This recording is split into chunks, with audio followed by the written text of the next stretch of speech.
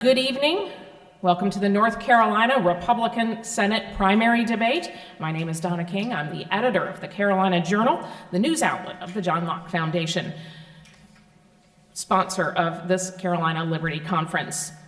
This weekend, we've heard from some of the leading experts in public policy, and that public policy is critical to consider as we approach the primary election on May 17th. Tonight's debate is a continuation of this democratic process that we've seen throughout the Carolina Liberty Conference and those free speech rights that we exercise every day as North Carolinians and as Americans. To help me moderate this debate, my friend and colleague, Jonah Kaplan, political and investigative reporter for ABC 11.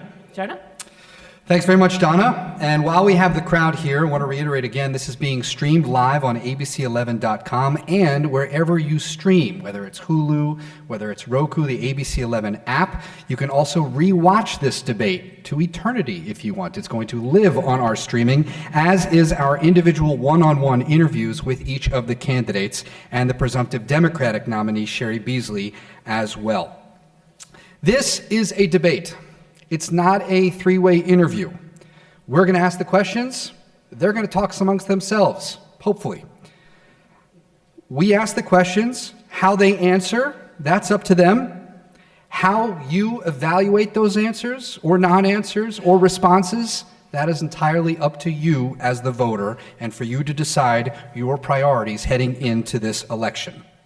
Before the debate, the candidates chose a random number to assign their podium and the order in which they will answer the questions. Each candidate will have 1 minute to answer their question, and each candidate will have the opportunity to answer each question. And then the candidate, in order of their podium draw, will also have a 1 minute segment to offer an opening statement and 1 minute for a closing statement. Donna and I, and our friend Lee over here, is going to control the timer and indicate 15 seconds remaining with a green light, and that 1 minute has elapsed with a red light. Please refrain from disrupting these proceedings or displaying candidate signs. I also invite you to use your eyes and not look at your phone and record this, and to put it on silent and put it away. You will have the opportunity to applaud when the candidates come out and at the conclusion of this 60-minute debate. All right, well, let's welcome our candidates. Come on in. You're welcome to applaud at this point.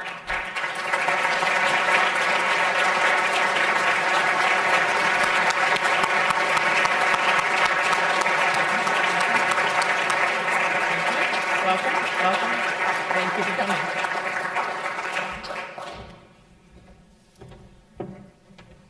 All right. Yes. All right, Mr. Pat McCrory, former governor of North Carolina, former mayor of Charlotte, will be debating from podium 3. Mr. Mark Walker, former congressman representing North Carolina's 6th congressional district, will be debating from podium 2. And Ms. Marjorie Eastman, combat veteran and entrepreneur, will be debating from podium 1. Thank you for coming. You will notice that there is a 4th podium for Congressman Ted Budd. If he were to arrive, we may stop the proceedings briefly and restart. Or at least resume. Resume, thank you. All right. Number 1, Ms. Eastman, you're welcome to please give us your opening statement. Espinoza, Gee, Hoover, Noss, Lopez, McCollum, Morella, Nicoy, Page, Rosario, Sanchez, Schmitz, Soviak. These 13 names are heroes, and they are my brothers and sisters who were killed in action on August 26 because of President Biden's disastrous withdrawal from Afghanistan. And now we have Ukraine. I'm the only candidate in this U.S. Senate race who has stood on the ground in a combat zone. I am Marjorie K. Eastman. And all the issues that we're surrounded with today, it was the fall of Afghanistan that was my tipping point. And I realized then, the root of all of these crises is one thing: failed leadership because of career politicians. We will not get different results if we do not send different people. I am the only combat veteran, the only political outsider, and the only mom with a little boy who climbs onto a school bus in this U.S. Senate race. It is time to have a second Reagan revolution, a conservative who believes in limited and better government, free markets, and peace through strength. It is time to send a leader to the U.S. Senate who will never forget those 13 heroes. Thank you very much. If you would please silence your phones. Mr. Walker, please give us your opening statement. Let me start by saying thank you to the John Locke Foundation, to Carolina Journal, and ABC 11. It's an honor to be here today. A little bit of quick background on myself. I came to North Carolina, Winston-Salem in 1991, had $600 in my pocket, worked in business and finance. It wasn't long till I met my wonderful wife. We've been married 30 years. Pursued business and finance for about 6 or 7 years before we felt called to go back to school and become a pastor for 16 years, which is exactly what we did. About 7.5 to 8 years ago, I began to grow more and more concerned about the direction of our country. So I actually stepped away from ministry, and despite the odds, took on the establishment and ran and won a seat in the United States Congress. At the end of my first term, I did something that had never been done before. I was elected by my colleagues to chair the largest caucus in Congress, the Republican Study Committee, formerly chaired by Mr. Mike Pence, the former vice president, as well as Jim Jordan. People ask me sometimes, how did you hit the ground running so quickly in Congress? Well, what they didn't know is that you can survive a Baptist business meeting, you can about have success anywhere, right? I went on from there, became the ranking member on intelligence and counterterrorism. Been at the border, been in 7 different Eastern European countries. In fact, to this date, I'm the highest rated conservative ever to be elected and appointed by my colleagues to serve in the top 4 leadership. I know what it's like to get things done in the United States Congress.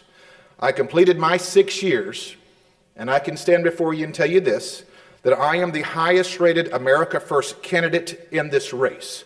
I am grateful to be here, and I look forward to explaining for the next hour why we are the best candidate in this race to take on Chuck Schumer and the Democrats. Thank you very much. Thank you. Please hold your applause until we're wrapping up the debate. Mr. McCrory, please give us your opening statement. These are very serious times. Just think about it right now. The president of Ukraine is fighting for his life and for his country because a man named Putin, which Reagan warned us about, the evil empire, is trying to destroy the freedom of not only Europe but the world. And back home in America, the American dream is under assault. Through the policies of Joe Biden, Kamala Harris, and Chuck Schumer, and Nancy Pelosi, the American dream is under assault by what we see at the gas pump every day, by what we see in the grocery store every day, by the rent that people are trying to make every month, living paycheck to paycheck. And where are the insider from Washington? Well, Joe Biden's in Delaware, of all places, this weekend, and Congressman Budd is in Florida, and not here fighting for a U.S. Senate seat. That's probably one of the most important races in the United States of America, and it's inexcusable. I just want to let you know I always show up. I showed up as a mayor. I showed up as a governor. I showed up when there was a hurricane hitting Raleigh and going through Lumberton and Princeville and Kinston, all the way down to Bath and New Bern. I showed up. I showed up when Antifa was in Charlotte and we put down the rioters. We need a U.S. Senator to show up for North Carolina now more than ever during these times of crisis. I look forward to this debate. Thank you very much. Let's start with the first question. Jonah, this will go to Ms. Eastman, having drawn the number 1 podium. And then each of you will get the opportunity to answer the same question. We'll move on. The second question would be started with Mr. Walker. So we now know that nearly 5,000 of our brave men and women from Fort Bragg are in Eastern Europe. And let's actually break a rule. Let's all give them a round of applause to show them our support.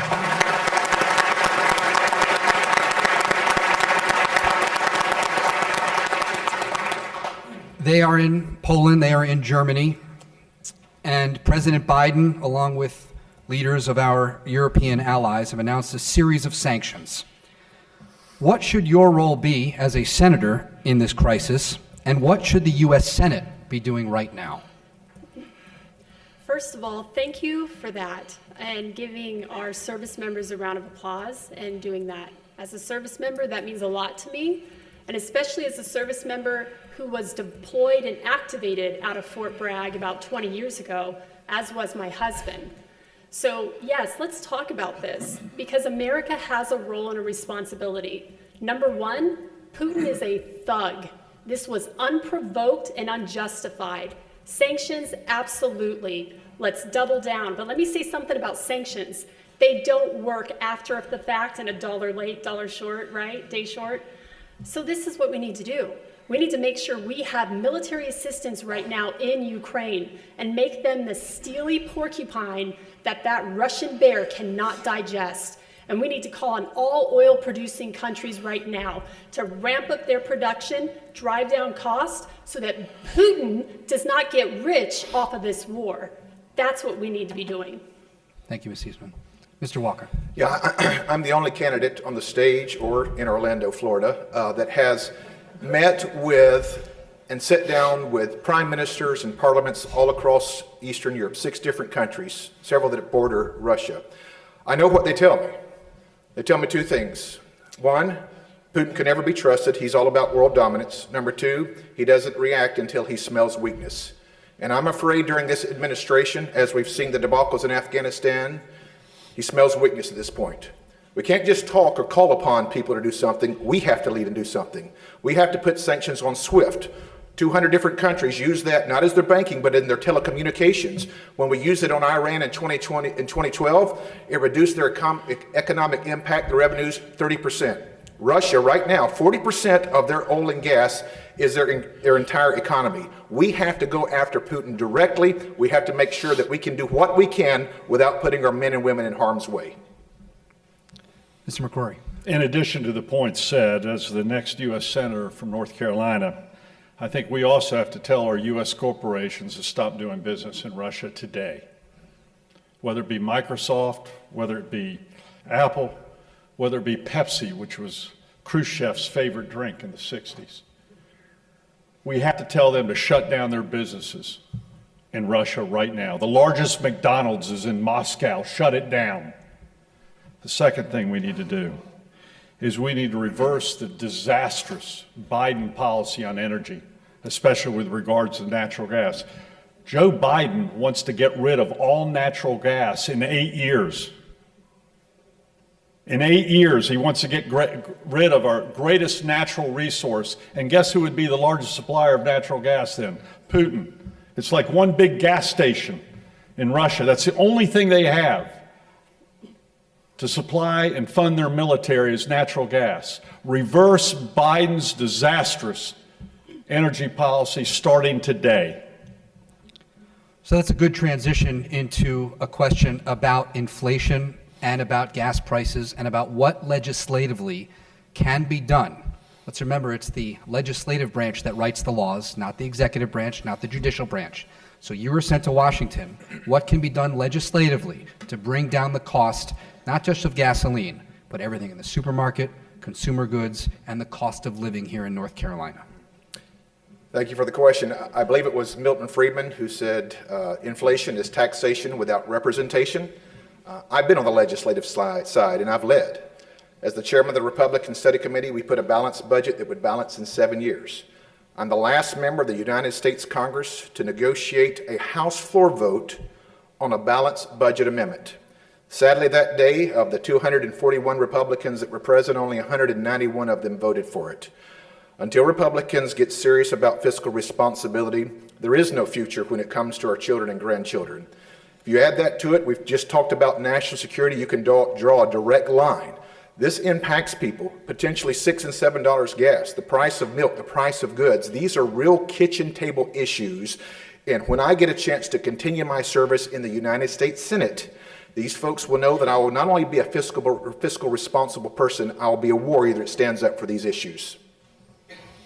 As your governor, I approved a major pipeline, natural gas pipeline, coming in from West Virginia into eastern North Carolina, which would have been a game changer for eastern North Carolina, where they're still using propane in many of our small towns.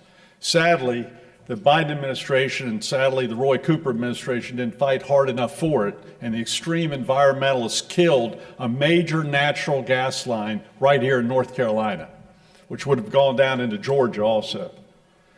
As a U.S. Senator, the first thing I'll do, I'll introduce legislation to ensure that we get the Keystone Pipeline coming in from Canada, we get the natural gas line coming in from West Virginia into the southeast, we secure the Colonial Pipeline from the Gulf Coast all the way to New York City. As we know in North Carolina, where there's any disruption in that, everything shuts down. We're extremely vulnerable. We make us energy independent, which makes the prices go down, and it also makes our nation more secure from Saudi Arabia, from Nigeria, from Venezuela, and from Russia. Thank you, Mr. McCrory. Ms. Eastman. Well, I just appreciate the way you teed that up, because you said, how do we fix it? And, you know, when I came home from Afghanistan, I served as a commander over there during 2009 through 2010. I went to business school at Vanderbilt. And you don't have to have an MBA to understand how to fix inflation. Each and every one of us understands what we need to do. And this is the point. You and I did not create inflation. Career politicians do this. So we need to listen to people who run small businesses, to the mom that's going to the grocery store or the dad that's going to the grocery store, and we need to support them. And we are not going to have different results, like I said at the beginning, if we don't send different people. We need to make sure that we have people there that have skin in the game and they want to make the right choices. And they're not there looking for a promotion or looking to stay there for 2, 3, 4 terms because that's their shtick. They like to be politicians. So let's send someone that wants to serve. You bring a good point. We're talking about spending and debt. Our federal debt right now is about $30 trillion, and the United States hasn't passed a balanced budget since 1998. How should Congress address this problem? Mr. McCrory? We got to quit giving out free money. The late P. J. O'Rourke had a famous saying, if you think healthcare is expensive now, wait until we offer it for free. And that is so true. We've been giving out free money. The one thing that got me into this race off the sidelines is when the federal government, the Washington Insiders, did the exact opposite of what I did as governor. And that is we started paying people more not to work than to work. And in 2013, when I became your governor, I did just the opposite. I lowered the unemployment compensation so people would get back to work. 3 months after I did that, among Moral Monday protesters in the thousands, we had the largest drop in unemployment in the United States of America. And yet Washington repeated that same mistake that previous administrations did. We'll pay everyone off and give them free money and put that burden on future generations. It's got to stop. It's got to stop now. I've done it. I'm the only one on this stage that's made that tough decision, including the person to my, not on my right. Should we give a minute to the empty podium? Anybody? Well, I'm really glad you asked this. And as I met with both of you before we started today, my little boy is with us. And when we talk about the deficit and we talk about future generations, I know all about them because I'm the mom in this race. And I look at that little boy and I think about what can we do? It's the will to do it. You have to send the right people who are not afraid to fight, who are not afraid to hold the line. So when I think about who are those people, how about people that have actually had to manage budgets? And I've had to manage budgets in my life. You know, oftentimes we look at a voting record, or I did this when I was at this office, or that when I was elected at this, but your life story tells a story as well, and that's important. And as a mom, you better believe that is going to be my priority, because I look at that little boy every day, and our children don't deserve this deficit and this reckless spending, the excessive spending from Democrats. Yeah, I don't have to promise or tell you what I'm going to do. I've done it. And I fought hard to get those balanced budget amendments, and there's a cost when you stand up and fight for something in Washington, D.C. And though I was elected by my colleagues to some strong leadership positions, 3 times I was picked over on the Ways and Means by underclassmen. Do you know the reason why? Is because I refused to vote for one of those omnibus or massive spending bills. Wouldn't do it, even though I know that it would come to personal costs. Even though I wouldn't have the DC Super PAC or special interest money because I drew a line in the sand. And listen, we have good conversations, and I hear the former governor talking about we've got to do this and we've got to do that. I'm the only one on this podium that had the guts to call out our two U.S. senators when they dared vote for that sham infrastructure bill. You got to do more than talk. You got to hold our own accountable. Governor McCrory, rebuttal for 30 seconds. Oh, did he refer to me? I missed the refer. Did you refer to me? I just basically said, and I thank you for the extra time, that yes, I said part of calling out or holding the line is we as conservatives must hold our own accountable, and I am the only U.S. candidate that publicly has called out our U.S. senators when they vote for these massive spending bills. It takes more than talk, it takes action. That's actually false. I did call out the senators on the infrastructure bill. After they voted for it. They had union requirements, and I'm the only candidate here who actually cut taxes. Cut your income taxes by a lot. I turned deficits into surpluses. I inherited a $2.3 billion deficit in unemployment and left Governor Cooper with a $4 billion surplus. No one else on this stage has come even close to successful achievement that made a difference in our state and in our nation, and jobs in North Carolina. Ms. Eastman. I'm not going to respond to that. Let's do the next question. Senator Rick Scott, chairman of the National Republican Senatorial Committee, introduced an 11-point plan for Republicans should they regain control of the U.S. Senate. And as we're talking about government spending, this plan includes cutting the government workforce by 25% and ensuring that, quote, all Americans should pay some income tax. What do you think of the plan? And if you support cutting the government workforce, please specify where you would cut that workforce. Mr. Walker. Okay, yes. Let me follow up by correcting the former governor. He's not the only one. That we actually part of the leadership that put tax reform into play that lowered people's taxes across the country, not just in North Carolina. So I want to make that correction there. I applaud Senator Scott, Rick Scott. In fact, I think he needs to be the majority leader instead of Mitch McConnell moving forward. I will also add this part of it. When we did tax reform, we want to make sure that people that are working at their low-income brackets have a chance, the same opportunities that everyone else does. So we want to make sure that even though I approve Senator Rick Scott and some of the work that he's doing, I'm not there to say that every single person should pay taxes. I believe if you have an income, then absolutely that you should do. I was part of the farm bill that put taxation as well as 20 hours a week requirements for any 18 to 59-year-old able-bodied adult with no disabilities. So yes, we want to make sure, but before I sign on to blanket statements, I want to make sure that it's best for all North Carolinians.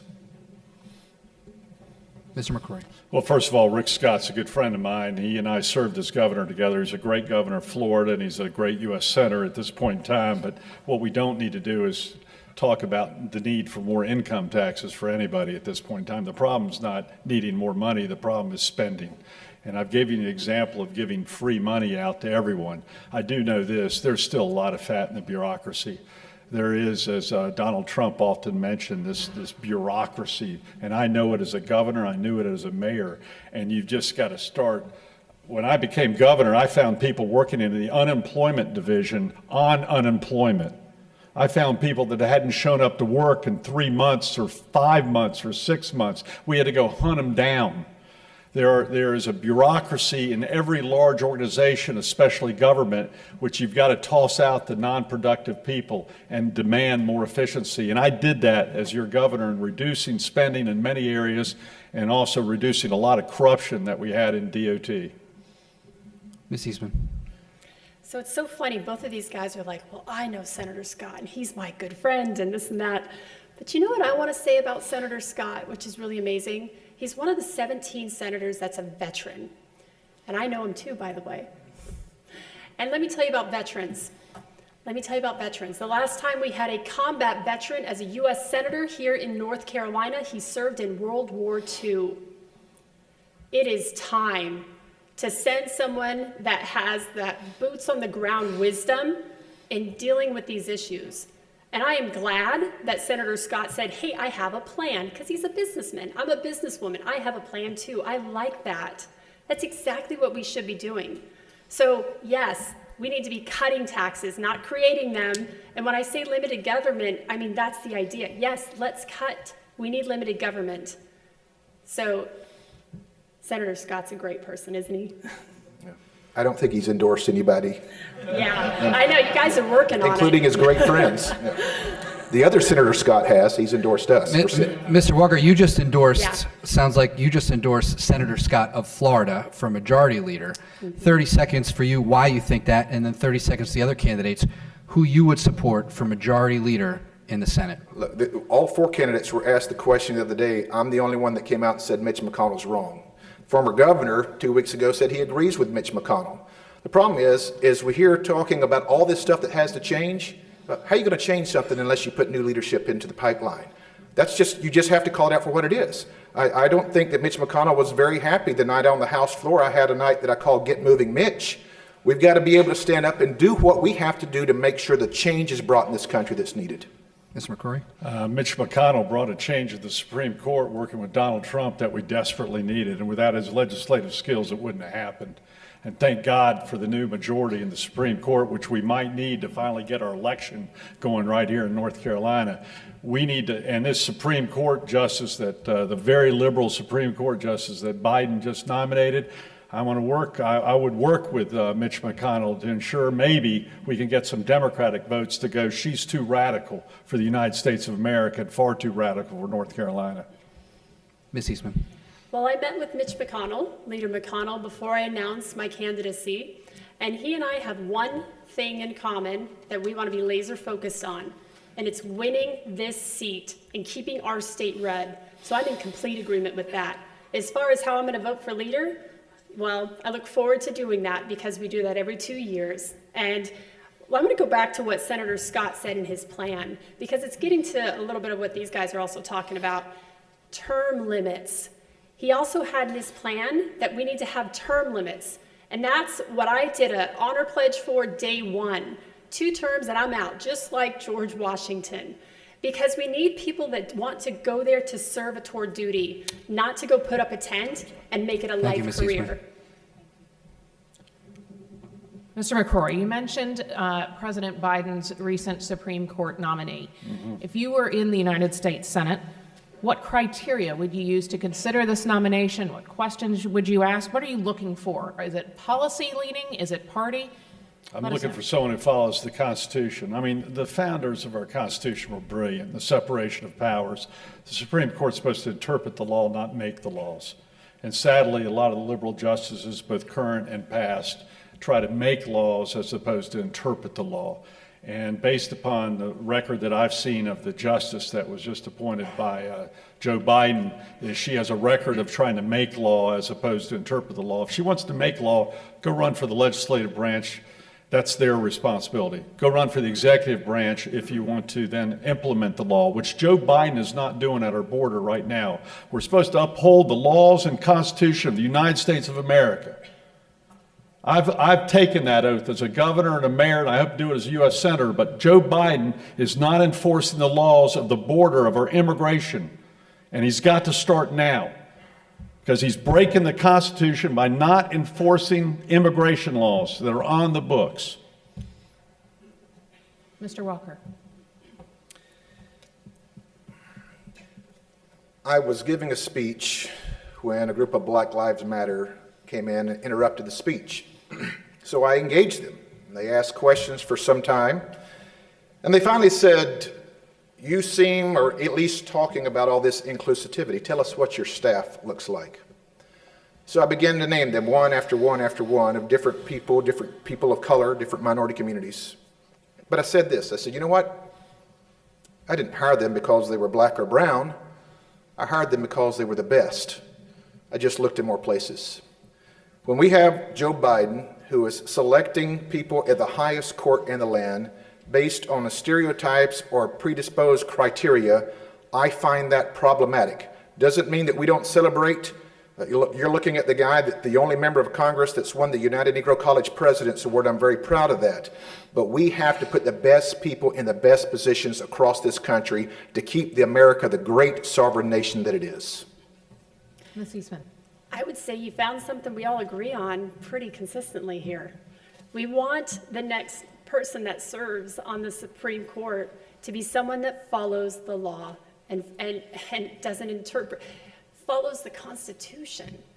They need to be qualified, period. Don't put anything else behind that. Just qualified, right? And so that's the idea. I would take this part of this role of being a U.S. Senator very seriously, because that is one of the very few defined aspects of being a senator that's important. And so absolutely, it has to be someone that follows the Constitution, period. Just peeling back the onion a little bit, and we'll set up a new timer for the question. The questions you would ask: would you reject a Supreme Court nominee because they had a different public policy leaning than you? Is qualifications the most important? What are you asking them when you were there in the confirmation hearing? Whose turn is it? Yeah, where do you want us to start? Let's start with you, Ms. Eastman. Look, they also, when you look at qualifications, are you going to be impartial? Are you going to read through and interpret the law as it's written? I mean, that's what it's about. You don't want anyone that wants to legislate from the bench. And we all just covered that. We all talked about that. So that's what's important. It's a constitutional republic that we're fighting for. It's what Ben Franklin said when asked when he came out of Constitution Hall in 1787, what have you given us? A republic, if you can keep it. That Constitution is a protected document. It's something that all other worlds and governments have strived to do but have never mastered, because I believe that it was God ordained that these men would come together at that particular time. Did we get it all right day one? No, but the great thing about America is that we never quit trying until this became the land of opportunity for every American. So if this lady is not interested in following the Constitution, she would never have my vote as U.S. Senator. And I will tell you, I think there's already enough background to let me know that I would never vote to confirm her or anybody else who took the law or the Constitution and mangled it and put it in their own hands. I can't say it better than Mark, but I also would like to say that I think we've got too many people coming from the Ivy League schools, especially Harvard. Maybe we need a little diversity and get people from throughout the country who maybe attended small colleges like I did. So it sounds like you're making a new qualification. Yes, let me finish here for a second. Yeah, please do. Our universities, our woke universities, we've lost our universities, and now that same wokeness is coming into our K through 12 schools. It's got to end. And that wokeness, we do not want to come anymore to the Supreme Court. It's taken over our society right now. The cancel culture and the woke culture, it's got to end. And maybe the first step is, we've got enough Harvard people in the Supreme Court right now. Let's get some diversity of thought, and let's follow the Constitution.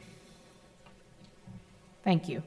And you bring up a good point. A lot of people have been talking recently about education, about reform, about wokeness, as you said. Mr. Walker, let's start with you on this one.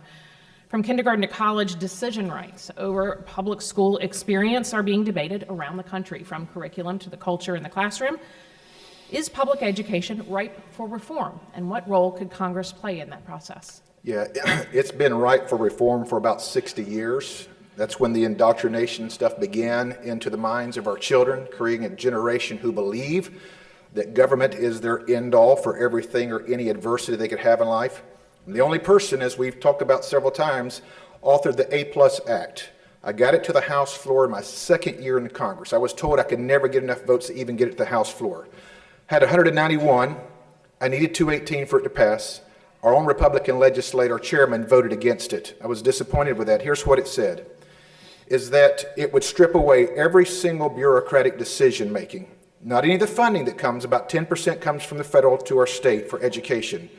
No stripping away the funding, but every decision made would never be in the hands of any DC bureaucracy, but would only be in the hands of the state and local communities. If we want to fix education, you have to put government where it needs to be. If it's going to be effective, the smaller than you can make government, the more of a chance that you have to be effective, specifically in the education arena. If we can do that, then we can begin to bend the curve on what has been a disastrous 60 years on public school education. Mr. McCrory. Yeah, I do not want the federal government to take over our schools and tell them what to do. It belongs to the parents. And we saw this in Virginia recently. The parents in Virginia said, no more. We're not going to take it anymore. We're not going to let the teachers union determine our curriculum. It's got to stop. And we've lost our universities. We got to regain our universities, start teaching about capitalism, the U.S. Constitution, and things that are important to help people actually get jobs. That's why when I was governor, instead of throwing bonds into new student unions or into new football stadiums, guess what I did with the bonds that I initiated here in North Carolina? They're building new engineering buildings and science buildings and medical schools where there are actually real jobs that are available that America needs. The American dream. We need to start talking about the American dream in our schools, not dividing us and trying to balkanize us and separate us in our elementary schools and our universities. It's got to end. The strength of America, the strength of the American dream is the melting pot of America, the assimilation of people of different races and different colors and different religions and different thoughts. Our universities and our schools are doing just the opposite, and that's got to end. We see what happens with balkanization in Europe right now. We do not want that to happen with liberal initiatives in America. Thank you, Mr. McCrory. Ms. Eastman. Thank you. Education has been one of my top 3 priorities from day one because, again, you're looking at the mom. My little boy was in 2nd grade when this pandemic started, and parents sitting in this room and listening, they know that our children have had 3 academic years impacted, and learning loss is real. We cannot afford to lose this generation. So we must prioritize the education system because it's not only a moral imperative, but it's also important for our economy. Because any nation that out-educates us, well, they're going to outperform our economy, right? And so this is the other aspect to it. You guys have probably heard the word domestic terrorist used towards parents. Well, I reject that. That is absolutely ridiculous and noise. I've fought terrorists. How dare you? Let me tell you this, parent voices matter, and I will always listen to parents as your U.S. Senator. Mr. McCrory, in state government, which you are aware, the bulk of the state budget goes to education. But as a U.S. Senator, of course, you'll be at the federal level.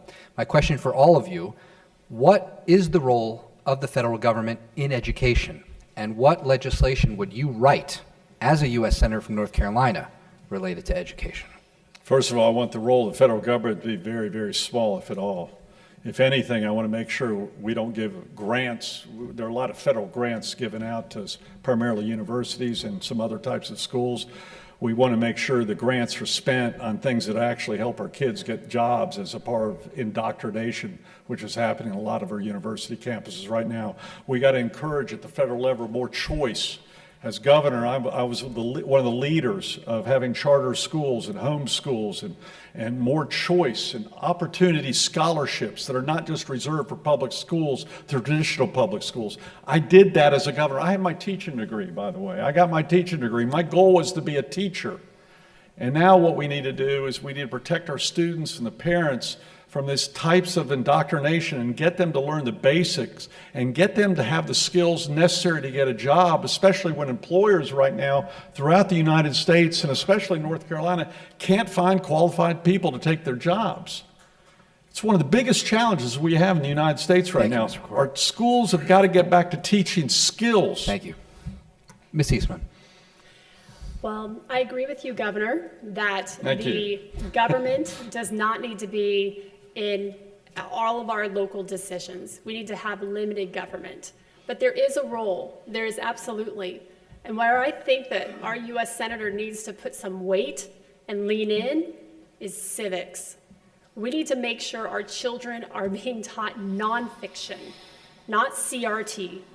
So that needs to be a focus from that seat as your U.S. Senator, is that we make sure consistently across our country that children are taught to be proud, because they need to remember. Do you remember the 13 names I read at the very beginning? I serve next to men and women who gave their life for our country. They gave their life for this, right here, freedom of speech. They gave their lives for us to live our American dreams. Our children need to be told those stories, and they need to be proud of our country, because they have every reason to be. Mr. Walker. Yeah, I was just thinking, Pat, it's not too late to be a teacher. You look pretty good. So, yeah, so got some time there. Let me say, I can make a call. So, yeah. it would be a promotion for any of the jobs that we're seeking at this point in time. No question, my friend, no question. Listen, you heard him just say about the federal government being very small. I want it to be so small you can't even see it. In fact, I want the federal government's role to be non-existent when it comes to parents educating their children. I have the same general consultant, guy by the name of Jeff Rowe, that ran Glenn Youngkin's campaign. That was the winning issue. Every now and then these crazy leftist radical actually say out loud what they believe. And when he said the parents do not have a responsibility in dictating or even advising on what their children should be taught, I think that's ludicrous. I talked about my A+ Act. Once again, I don't have to promise you we've delivered, and we'll continue to do that as your next U.S. Senator. Since he referred to me briefly, I'll just say this too. You got a career for me? We need to say this. There's a guy named George Soros that is spending billions of dollars, first of all, trying to get the Democratic nominee elected in North Carolina. But he's pouring billions of dollars and hundreds of millions of dollars into our education system, doing exactly what we want. Mr. Budd here, by the way, Soros was the majority owner of the Budd company, seed company. People don't know that, but he was the majority. George Soros was the majority owner. He's not here to defend himself. That's his fault. But George Soros is trying to take down this country and our education system and our political system. And we've got to do everything we can to fight George Soros at this point in time. And Congressman Walker, I'm proud that you mentioned me as well. When he mentioned Youngkin, I actually have a nickname, too, that I've heard of at least. I've been called the North Carolina Youngkin because I'm listening to parents. I'm the fresh voice and the political outsider that wants to serve North Carolina. And in wrapping up this whole topic, I will absolutely keep education first, and I will always listen to parents. Thank you, Mark. Yeah, well, listen, as a father of a daughter that's in public schools, I understand where you're coming from, and we're going to make sure that my daughter and every other children has every opportunity to make sure they're fully educated to the full extent we can. Sure. So I can't remember who started that one. That was good. We're all friends. It's Okay, absolutely. So we're back to Miss Eastman. Okay, all right, Miss Eastman. One thing that did come up in the last discussion was we're talking about federal overreach. The federal government has expanded that overreach, particularly during COVID, and that's something a lot of folks have been concerned about. Is there a particular part of federal overreach into individual liberties that alarms you? And what, as a U.S. Senator, do you feel like the Senate could do and you could do to try and protect those individual liberties? Can I just say yes? Yes, there's overreach. I mean, that's the part, we're all tired of being told what to do, right? And that's so much of where we're all at a breaking point. And yes, I don't think the government should be mandating, what we know at the local level. I mean, we've got to keep the power at the individual level and for families at the family level. And so I don't think you're going to get a different answer from any of us. That's the spirit of being a conservative, a good conservative, is that you keep that guidelight on. And so that is absolutely how I will lead as a U.S. Senator. Thank you. Mr. Walker. So, being the ranking member on intelligence and counterterrorism for our Homeland Security Subcommittee in Washington, D.C., we did some deep dives on this, how it originated, how it came out of the Wuhan lab. We still don't know for sure whether it was premeditated, specifically how it got loose, but it caused international harm. A lot of families suffered from it. But in the words, I believe it was Democrat Minority Whip James Clyburn or somewhere in the Democratic leadership, they said this: never let a crisis go to waste. Now think about that. A pandemic, and their instinct is to never let a crisis go to waste. And they didn't. So they used COVID to literally fast track some things. Specifically, they used it to see how much liberty Americans were willing to surrender. And frankly, they were surprised just how much liberty Americans were willing to surrender. Not only that, they used it in several states to literally override their state constitutions, declaring a state of emergency to send out mass ballots that were funded by George Soros and other liberals to help change the very election law. It's real, and we've got to fight against it. Mr. McCrory. Well, it was insulting to watch our governor and our president implement things based upon, quote, science, because it wasn't science, it was politics. I mean, think about North Carolina. We closed the bars but kept the breweries open. We closed the churches and the gyms but kept adult nightclubs open as long as they had buffets. We made junior high basketball players wear masks while running around the track or shooting basketball, and yet at Carolina and Duke and the Charlotte Hornets, they didn't have to wear masks. The virus knew the difference. It was a joke, and we lost the trust of government because they said it was science when some of it was science, but some of it was pure politics. And we've got to take the politics out of science. And right now, politics is taking over science, and the COVID was a perfect example. And a lot of people suffered, a lot of small businesses. You know, we kept the Walmarts open and the Lowe's open, but we closed the small retail mom and pop store. It wasn't based upon science. It had to do with lobbyists in Washington and in Raleigh. Thank you. Science is important, but let's don't politicize it. You all talk about struggling businesses, and we've talked about inflation, we've talked about the role of the federal government. There's a labor shortage in almost every industry, whether it's the service industry, whether it's childcare. My question for all of you, and I believe this question now goes to Mr. Walker first. As a U.S. Senator, what is your role, what can be done legislatively to not just reduce unemployment, although it is at very low levels right now, but how do we fix this?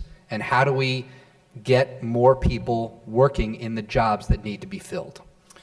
Well, the candidate who's not present today likes to talk about he's the only one that signs the front of the check.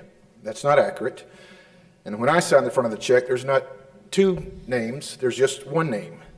And I will tell you this, until you've experienced or paid out paychecks or had to made a payroll, I don't know that you fully understand this. I don't think career politicians, I didn't get to Congress till I was 45 years old. I understand what it means sometimes. I remember getting to Congress and my chief of staff coming in the second week, and he said, "Boss, I don't know how to share this with you, but it was the Wall Street Journal or something." He said, "You just got ranked as the least wealthy member of the 114th class."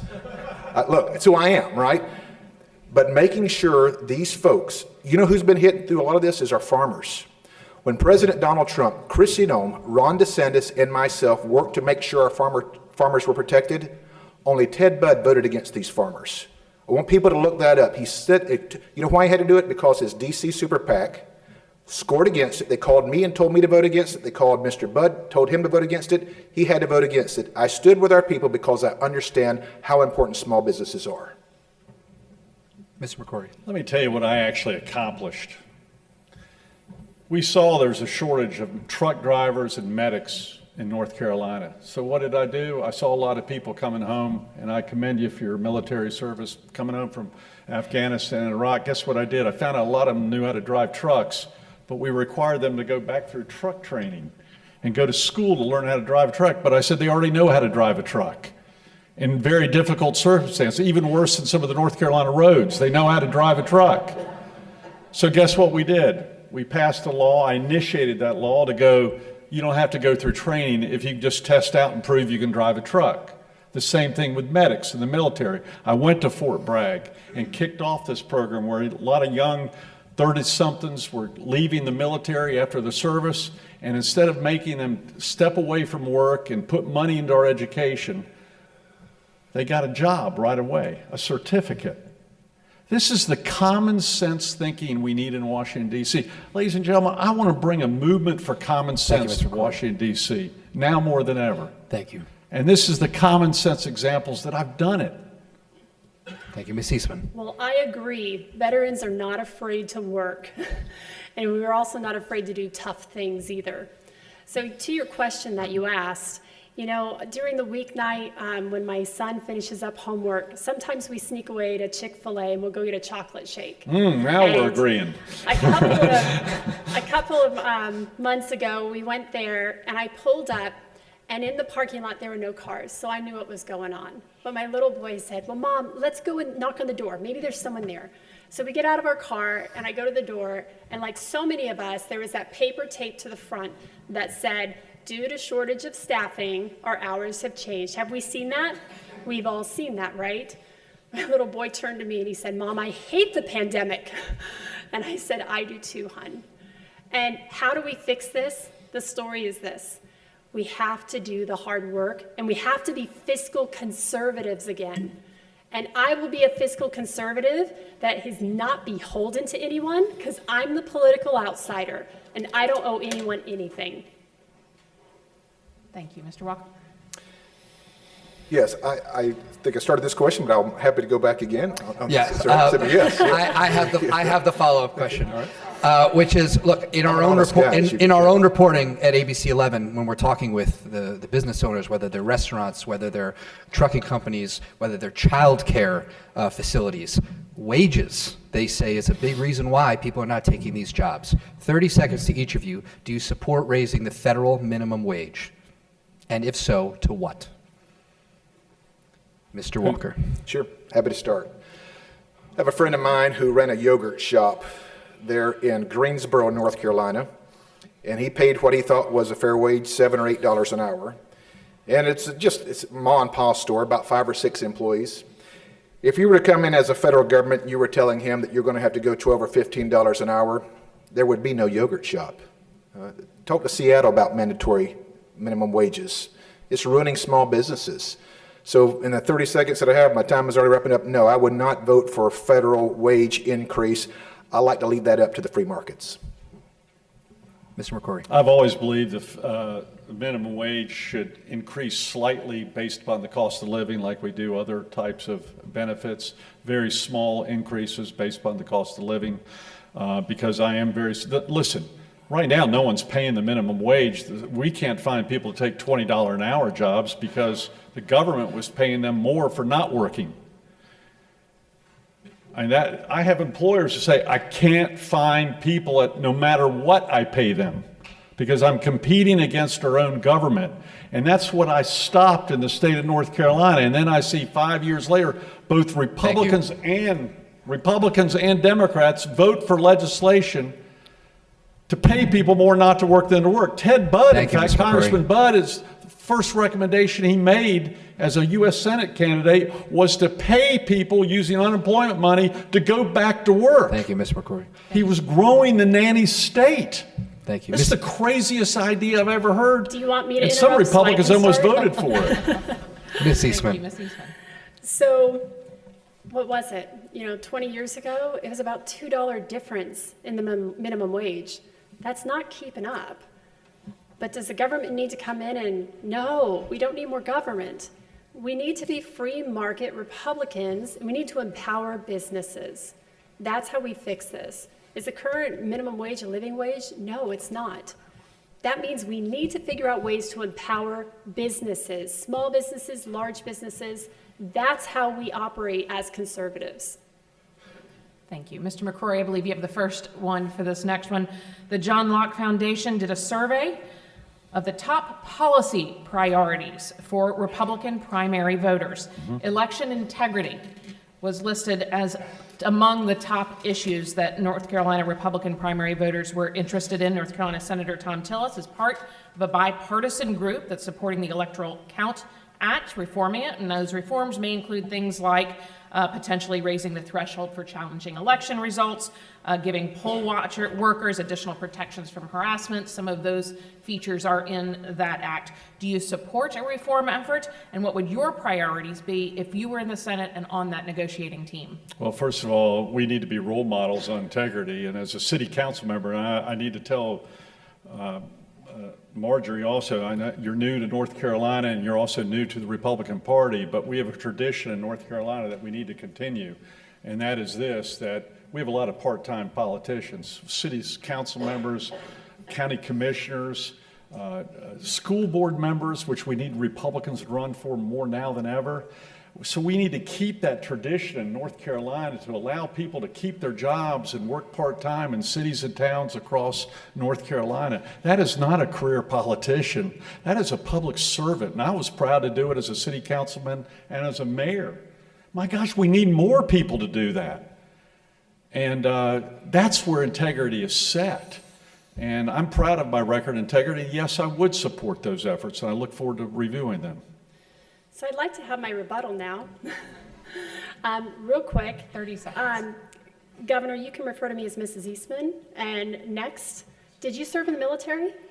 No, so let me help you out. So the military tells you where to live. 20 years ago, I was assigned here at Fort Bragg, and that's actually where I met my husband.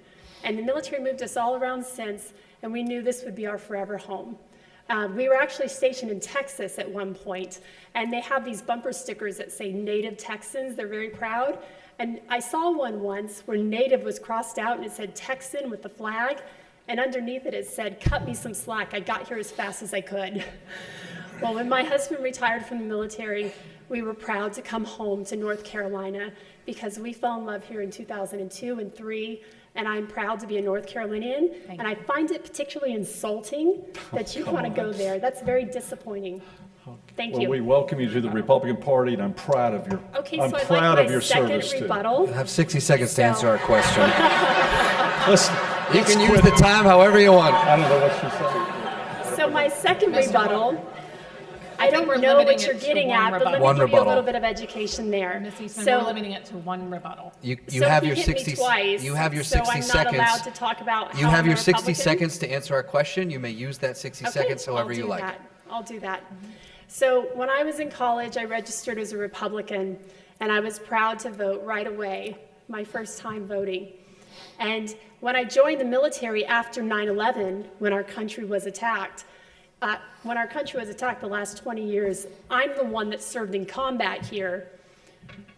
I took on the tradition that a lot of military members do, and then they shift over and they registered unaffiliated because the military needs to remain apolitical. And I believe firmly in that. And I'm not ashamed of that. And I am proud of every veteran that does that. That's a long-standing tradition. So yes, I was registered unaffiliated. Guess what, North Carolina? About 30% of the electorate here is registered unaffiliated, and they vote center right. They like our ideas. So for every unaffiliated voter that's listening right now, I welcome you, because apparently you have to be only a Republican to vote for Pat McCrory. I need to repeat one more thing. I welcomed you to the Republican Party. I didn't say that to the crowd. I welcome you, and I welcome your military service, and I welcome you to North Carolina. I think it's great. Man, we have so many people moving to this great state, and I think a lot of it might be due to some good government leaders that we had here, where we lowered the taxes and make North Carolina more livable. That's fantastic. You know, I think Thank a good you. question is in due, right? Let's do a good question. Thank you. Let's do a question. All right. Well, actually, I'm going to Mr. Mr. Walker. Walker. I'll reread. It's up to you. It's up to you. I'm going to read the question again if you're up Sure. for that. Election Yes. integrity is a big Right. issue. According to a poll from the John Locke Foundation, there is a bipartisan effort to look at some reforms that ensure election integrity, restore trust in the system. What would be your position on those, and what would you be focused on? Kind of surprised that nobody's talked about voter ID. If I would have That's- had my 60 seconds, I would have. Well, I think that's We'll where we talk about have, it later.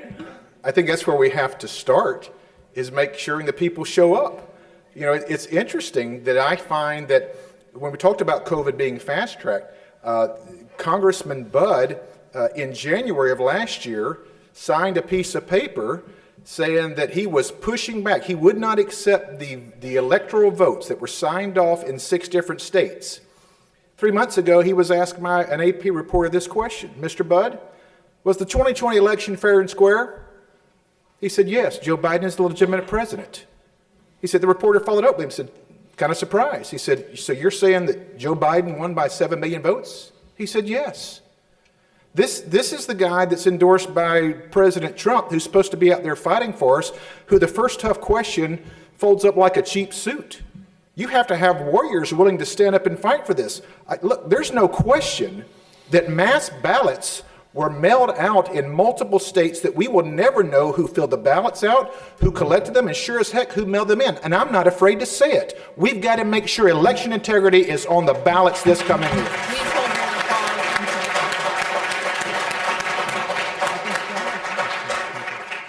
Well done, sir. The first person was Mr. McCrory, so now it's Ms. Eastman. So you just mentioned President Trump, and you mentioned Mr. Budd, who has received President Trump's endorsement.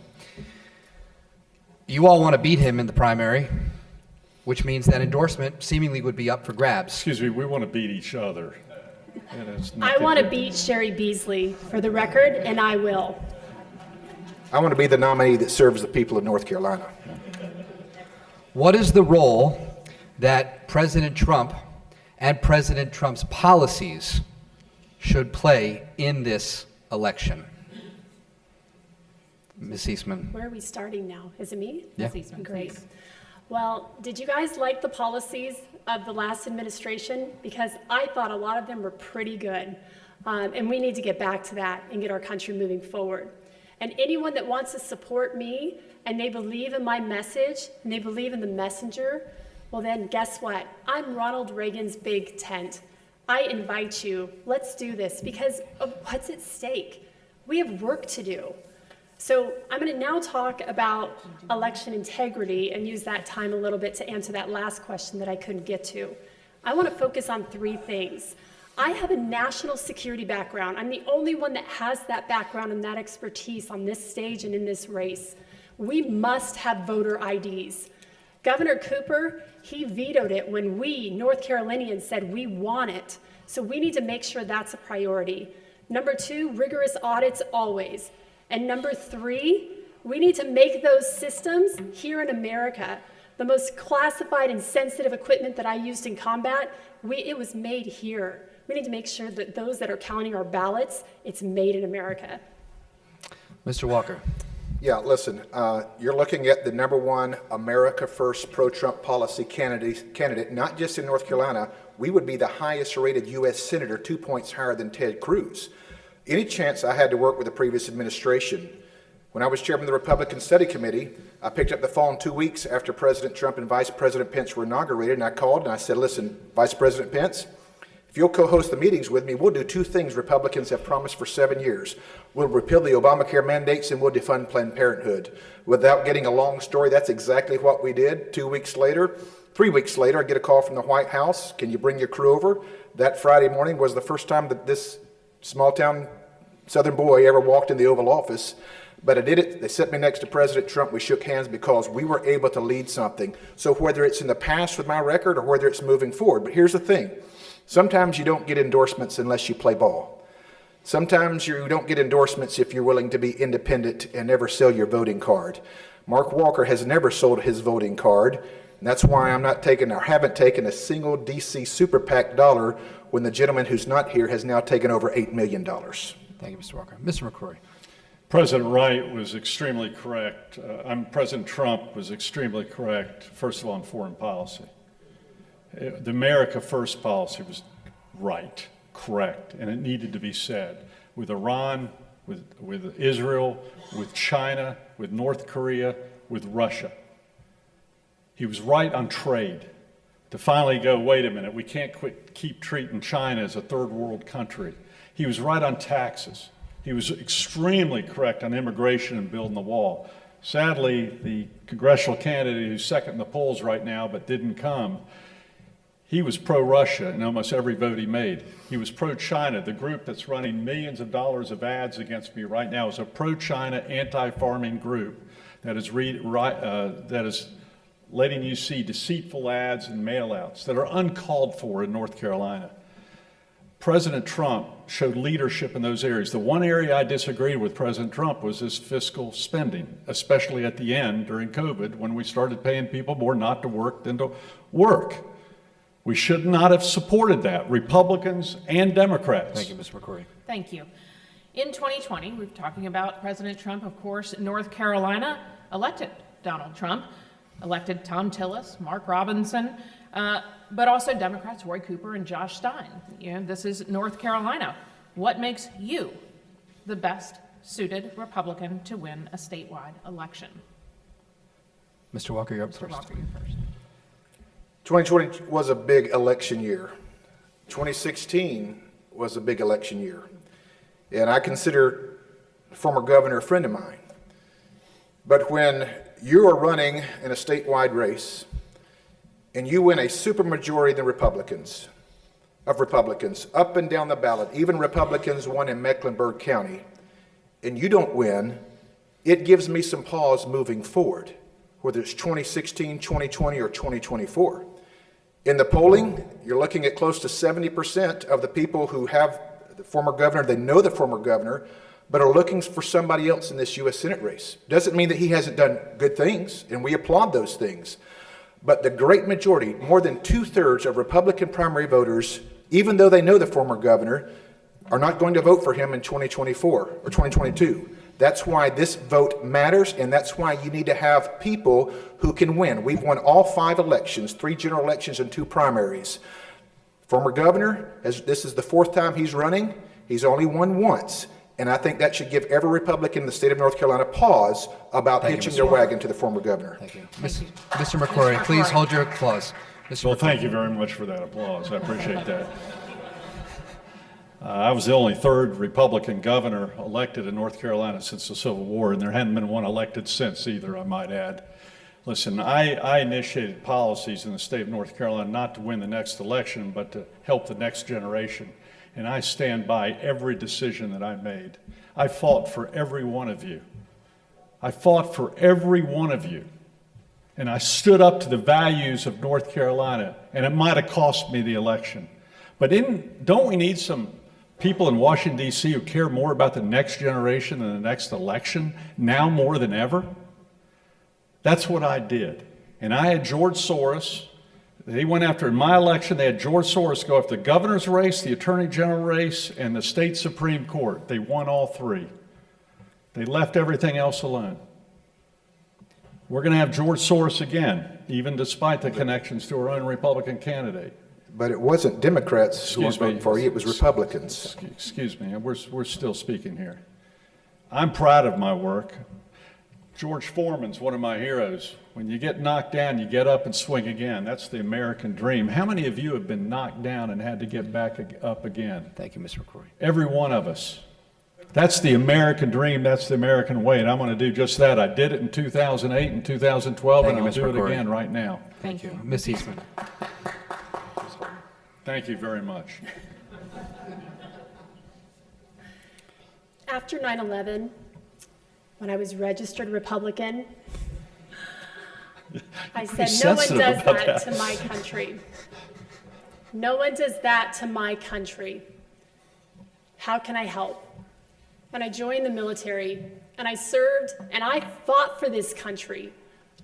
I fought for this country, and I put my life on the line for this country because I love our country. I love our country. You fast forward 20 years to that disastrous fall of Afghanistan, which was reckless and completely avoidable. I said again, how do I help? Because I love my country, and no one does this to my country. And the root of these problems is failed leadership because of career politicians. I can win in the general election because I'm the North Carolina Youngkin. I'm the fresh voice and the outsider. I want to serve my country again. And I believe North Carolina wants a fresh voice, a combat veteran, and a mom as their next U.S. Senator. Thank you, Ms. Eastman. And thank you to all of you. This is actually the end of our question portion of the debate. And I thank you all for a civil, substantive, engaging conversation about policy. We can do it. It is possible. The candidates will now have 1 minute each to offer their closing statements. We will work in reverse order from their opening statements. So, Ms. Eastman, we will start. 90 seconds. 90 seconds. Is it 90 seconds? Yes, 90 If it's- seconds. Thank you. If it's your script reverse is wrong. order, My the fault. governor's to Yeah, start. I'm first, I think. Yes, so please. You're in right. reverse. You're I right. was never good at math. We know counting. that about the media. Thanks. Thank you. Mr. McCrory, 90 seconds. First of all, let me compliment everyone who's running for the U.S. Senate. It takes courage to do that. By the way, there are about 5 other people running that weren't invited to this event, but some really great people from throughout North Carolina that are coming to a lot of our events. I'm sad to see someone who didn't have the courage, who was invited, that did not come and would rather be in Florida than in North Carolina. As your next U.S. Senator, I'm going to concentrate on 2 major things. One is safety, and the second is affordability, which are the 2 most important issues in our country at this point in time. The safety of our cities and our neighborhoods and our schools, which the liberal elite are trying to defund our police when I increased funding for police as a mayor. When I targeted the top 100 criminals in the city of Charlotte and reduced the crime rate. Don't we need that kind of leadership in Washington right now more than ever, who has that experience and success rate?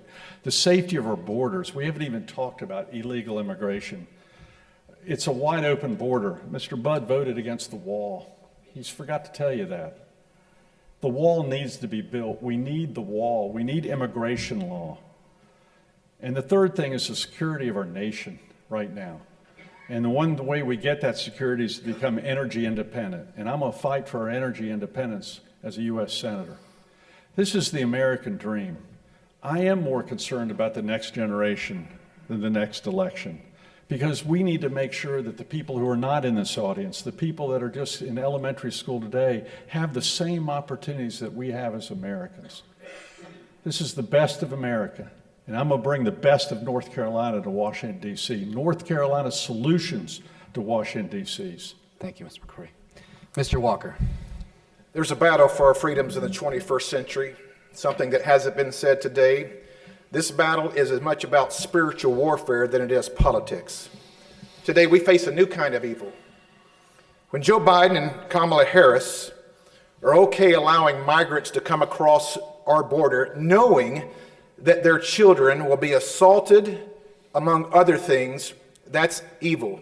When members of the United States Congress, when House Democrats vote against sustaining the life of a baby who somehow miraculously survived, that's evil. We have to stand up. We have a battle. Don't lose hope, though, right? People are engaging. I've traveled somewhere between 64 and 67,000 miles across this state, and I am encouraged because moms and dads who just wanted to work hard and raise their family and go to church, they're engaging like never before. School moms, they're kicking these leftist people off these school boards left and right, and I say more power to them. Here's what we have to do. We have to engage. This is no longer somebody else's battle. You're looking at somebody who is the only elected Republican out of more than 1,000 who've been invited to give the commencement address at a historical black college and university. You know why that's important? It's because I want every community to know about individualism, hope, and a constitutional republic, and I want every boy and girl to know their rights do not come from some federal institution. They come from God Almighty, their creator. I've been endorsed by Mike Huckabee, Tim Scott, and sheriffs across this state.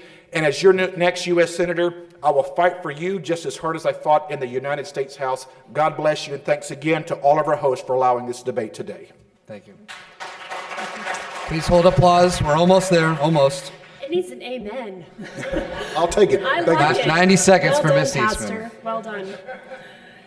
This race is not about 4 candidates. It's about 2 choices.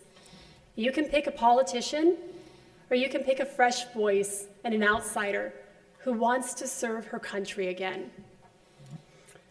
People ask, why the U.S. Senate? I'm always a soldier at heart, and I'm always going to run towards the fight.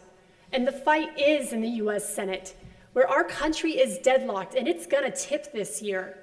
I'm going to tip it right, and I can keep our state red. Let me be very clear. I will beat Sherry Beasley in November. The mission is clear. We need to win the general election. So join me. Become a party crasher. Don't wait to be invited or told what our party and our state is going to look like. You can learn more at MarjorieKEastman.com. Go to our social media platforms. You can donate there as well. But let me end with this last thought. Ronald Reagan once beautifully said that the world follows America into tomorrow.